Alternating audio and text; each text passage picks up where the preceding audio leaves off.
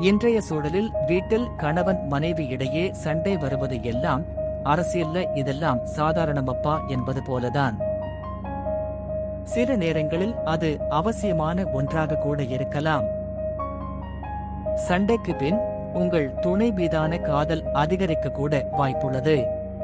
சண்டைக்கு பின் துணையை சமாதானப்படுத்த கீழ்க்கண்ட 7 ஐடியாக்களுள் ஏதேனும் ஒன்றை முயற்சி செய்யலாம். சமையல். ஆணோ பெண்ணோ உங்கள் துணைக்கு மிகவும் பிடித்த உணவை சமைத்து தரலாம். அது அவர்களின் இதயத்தை கரைக்கும். வழக்கமான விளக்குகளை அணைத்துவிட்டு டைனிங் டேபிளில் சிறிய மெழுகுவர்த்தியை ஏற்றி வைத்து சிறிய குடுவையில் வாசனை தரும் மலர்களை நிரப்பி பின்னணியில் மெல்லிய இசையை ஓடவிட்டு இருவரும் உணவருந்தலாம். காதல் கடிதம். கடிதம் எழுதும் காலம் எல்லாம் மலை ஏறிவிட்டது என சலித்துக் கொள்ள வேண்டாம். இமெயில், குறுஞ்செய்தி இதையெல்லாம் விட உங்கள் மனதில் தோன்றும் அழகான எண்ணங்களை ஒரு கடிதமாக எழுதுங்கள். அதை உங்கள் துணையிடம் அளிக்கும் போது நிச்சயம் அவர்களது மனதை தொடும். பரிசு அளியுங்கள்.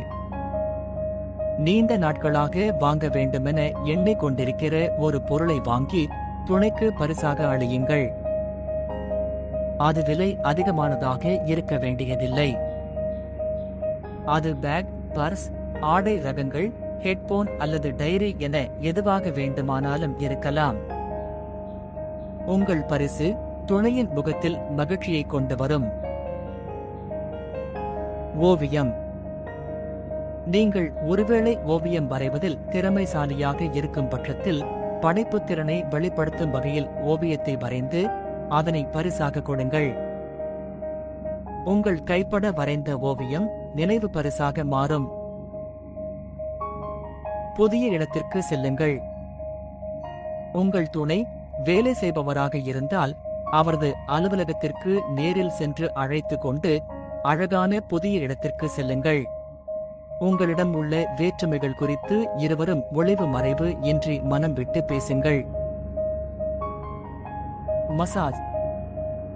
உங்கள் துணை ஓய்வாக உணர தலைக்கு அல்லது உடலுக்கு மசாஜ் செய்துவிடலாம்.